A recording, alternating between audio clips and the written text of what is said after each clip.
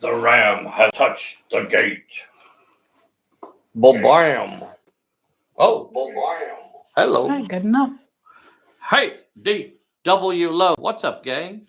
Any guesses on the special guest appearance? Well, yeah. Let's have some guesses. Let's have a pool. It's Indiana Jones. Hey, I'm Indiana Jones. The whole time. Hey. Hello, Neil Morgan. This is Indiana Jones. Hey. Flawless. Hello, Elon Musk. This is Indiana Jones.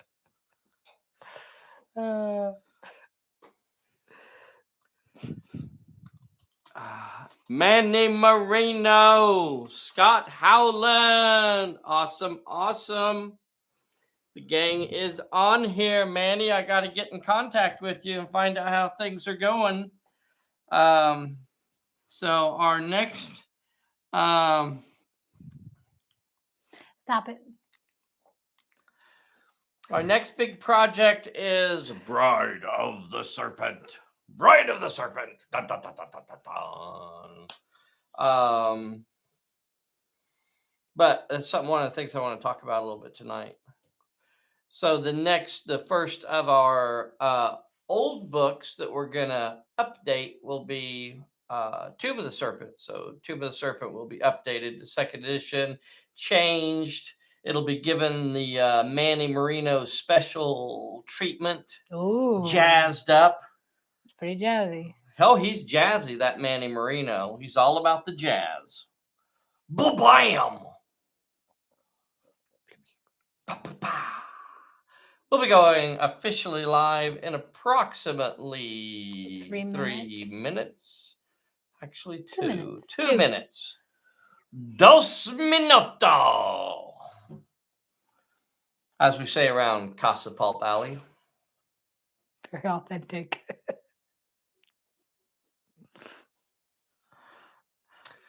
We had some really good, authentic Mexican food this evening.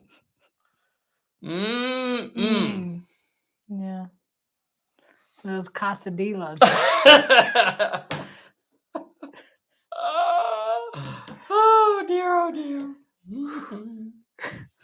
Yeah, what are the guesses? Who is going to be our special guest on Sunday? I wonder if I should take a cough drop before we get started. Probably a good idea. This is going to interfere with my... So we'll be going live officially in about 1 minute. And got a lot of stuff to go over tonight. Going to be a fun one. Going to be a lot of fun to chat. It's a good opportunity for y'all to share your questions and suggestions and things of that ilk. We have a Scott Ray Don. We have Distraction Man. We have Bright G. We have E.S. Taylor. We have the Smart Ass Podcast up in Rhode Island way, as they say. I don't think they do.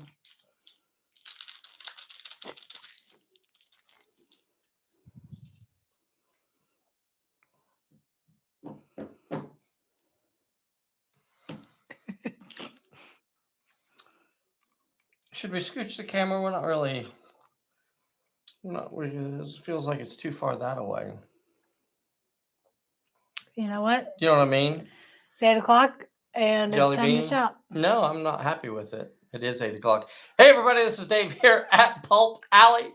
And tonight we have a lot of fun stuff to talk about. We're going to be talking about a little bit of a Kickstarter update because, well, anyway, a little bit of a Kickstarter update. We're going to be talking about upcoming projects. We're going to be talking about the Saturday Zoom meeting painting bee thing. We're going to be talking about our special guest for our Sunday game. And I guess that's most of it there. Do we have anything else? No. Did y'all know that we're having another babushka, that Bessy is with child, as they say, as the cool kids say. Oh, is that what they? Bun in the I didn't know oven. that's what they said. I think that's what they say. The cool kids, anyway. So we're having another baby. When? Mid-March. Mid-March. Almost literally. Almost literally mid-March. March 15th, March 16th. March 15th, March 16th. So I got Bessy mic'd up again today. So I'll go back and listen to this, but I wanted to make sure that you guys are hearing her okay tonight. Robert Reynolds, South Canada, Lower Alabama. Okay, very good. Robert Reynolds is on here. Thank you so much for jumping on here, Mr. Reynolds. Duke Ellington. Oh, yeah. It's a girl. Yes, it is. And have you picked out a name? Yep, June. June. And that is because she is June. being born in the month of June. Do you remember what we just talked about?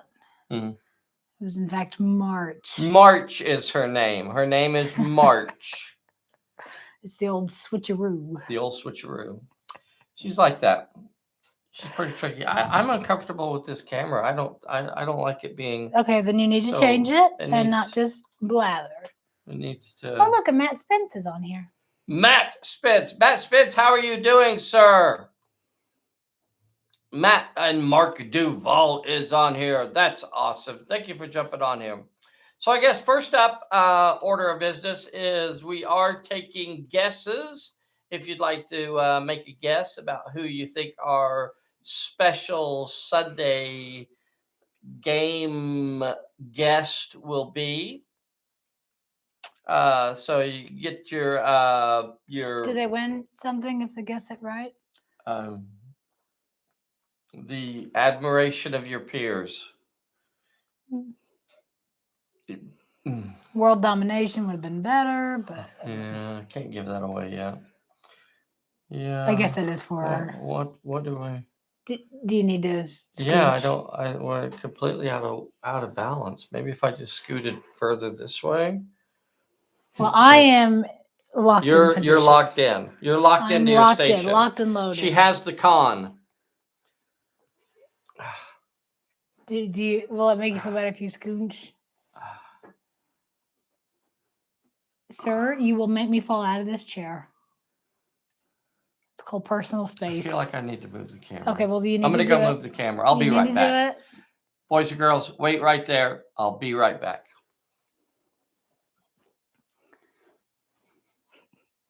Casual. Shh. Oh, Quit. oh, No. nope, nope. You're going to make me nervous. Am I pushing it the wrong way? I don't know. Hey, look right there. Do you see what's that?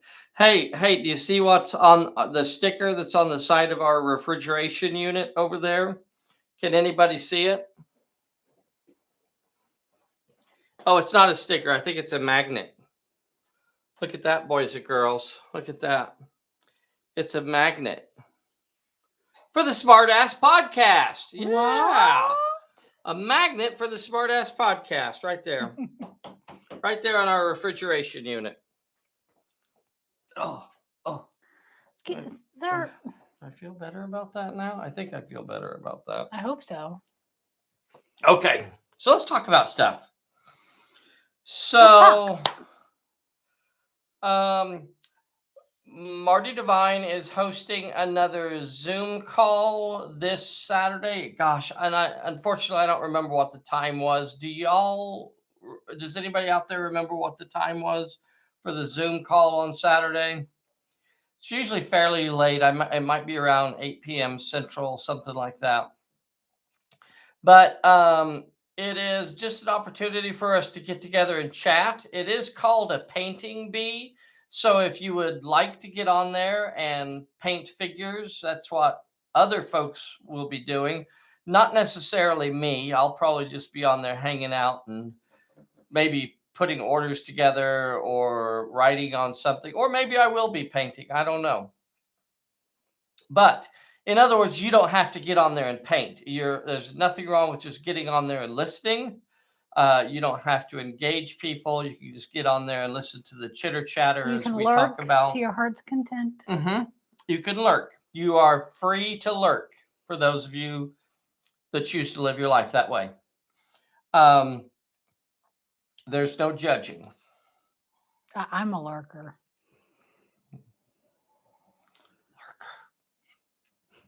We'll talk about games that we play, that sort of stuff. So it's a fun opportunity. Just it's not all about Pulp Alley.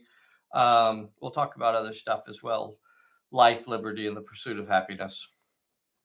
So the link for it is on the Pulp Alley Players group on the Facebook. So if you get onto our Facebook group, you can find the little link for it there. And hopefully that'll give you the information that you need to join us on Saturday for the painting bee, the Pulp Alley painting bee, and other shenanigans, I think should be the tagline on it. Did we get any guesses? I'm sure we had Elvis. Free beer. We had somebody say free beer. No, that was the gift. We had somebody say, what? Well, let's see. We had. Oh, they're scrolling. Let's see. What is somebody? We wanted Elvis, Elon Musk. Elvis. I voted Indiana Jones. Hey, I'm Indiana Jones. Chris from Sally Forth. Very nice. I think it's Harrison Ford as Indiana Jones. Hey, I'm Indiana Jones. Very good. The Smartass Podcast guys. That would be cool. Mr. Rogan, little Joey Rogan. What a card. What a character that fella is. Goodness me. Michael Greenhill this Sunday. All right. The official guest for this Sunday is Mr. Bob Murch. Mr. Bob Murch from across that northern border up there in Canada. Is that like northern Kansas? Sculptor to the two-fisted players. What was that?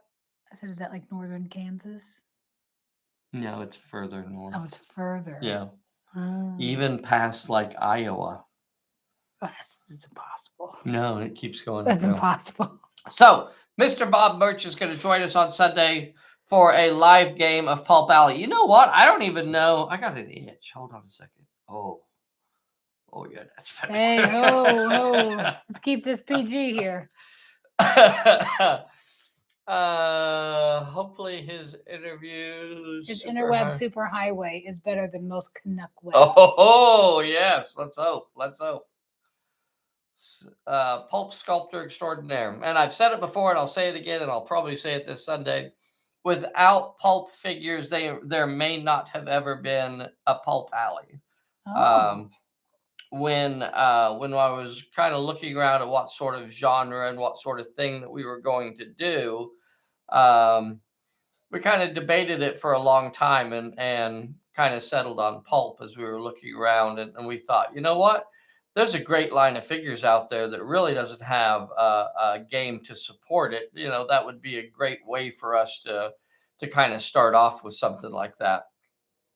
So it's one of the reasons why that fantastic range of figures that he had. And I didn't really feel like the pulp genre was being properly supported. You know, it's a very niche little game. You know, it's a very niche little market. It is, you know. We're a very small niche within a very small niche within a very small niche. But we like what we like. So, you know, it's just what we do. We had also considered doing like more of like a fantasy game or a Western game and things like that back early on. But Pulp was the area where, and a lot of the same reasons why Bob Murch decided to do Pulp figures is because there are so many different things that you could fit into it. By choosing to do Pulp, well, there you go. We got our Western and we got our horror and we got our sci-fi and we got our adventure stories and we got our pirates and swashbuckling and on and on and on. So it just felt like it was a good fit for what we wanted to do. Because unfortunately, just about every time I see a new movie, I want to like turn that into a Pulp Alley adventure. See a new TV series or something else like that. Has anybody been watching The Witcher? I don't want to turn this. I don't want to. I'm not going to go there. The 1% of gamers. Yes, Mr. Birch Figures led me to your game. Very cool. Very cool. The Movember figs. Yes, yes, indeed. Gotta cancel all planned attendance required. Yes, indeed. Robert Reynolds says his figures are the best. So much character. Absolutely, Scott Howland. And I think that's his figures have a lot of character to them. And I think they're almost on the verge of being cartoonish. And I don't mean that in a bad way. There are figures out there that are probably more realistic looking, but it's Pulp. The Pulp figures line is a little over the top and almost a caricature of the characters, which really makes it a fun set of figures. Yeah, I really like the Pulp figures line. Anywho, join us on Sunday. Special guest is going to be Bob Murch. Okay, covered. So the next thing I want to talk about real quickly is the Kickstarter stuff. So at this point in time where we currently sit, we've shipped everything that we basically can. So if you, for whatever reason, if you have not received your stuff, then I will either be getting in contact with you or you should be getting in contact with me to find out what the issue is. And there are a few backers that for one reason or another, I cannot ship to you because one, I don't have your address. So, if I have sent multiple emails to you requesting your email address, then it would be a good opportunity to reply to one of those and let me know what your shipping address is so that I can actually send you your stuff. If little things like that. So there are less than I think about a half dozen or so left that for whatever reason, there are unresolved issues that I cannot ship to. So if you do not have your stuff, please get in contact with me so we can get those issues resolved. Death on the Nile. Mm-hmm. Me too. And I'm cautiously optimistic about it. I think any of those sort of movies I can really enjoy and kind of pick out parts that I go, oh, that was really cool. As a whole, sometimes they're a little, maybe they don't quite hold up. But Orient Express was a ball, and there was a few things that were kind of weird in there that didn't quite fit, in my opinion. But overall, I thought it was a fun, entertaining movie, and that's really all I want. Mm-hmm. I like every time I go into these and go, I wonder if they're going to change who the killer is, right? Because, and do they? No, they don't. It's always going to be who it is. It just seems that way. You can't fiddle with that. Yeah. I guess that's like sacred ground you're walking upon there, Agatha Christie ground. You can't. You risk a lot. Like, Yeah. I can make it move. We'll just change the murderer and make it somebody else. Surprise twist. Surprise twist at so the end, cool. right? But then through the whole thing, you're like. Okay, yes, but we've seen 18 iterations of this. Yeah. It's always enjoyable. Yeah. And it looks like it's going to be a lot of fun. Looks like it's going to be an interesting cast. Gal is going to be in it, I think. Yes, she is. Yeah, so that's right and there. Two Bag Bean was also in it. That is wrong information. Okay, so the next book that we want to work on is Bride of the Serpent. Woo. And simultaneously, what we want to be doing is an update to our old Tomb of the Serpent. And guys, I have an important question for you, and I'd like some honesty here. When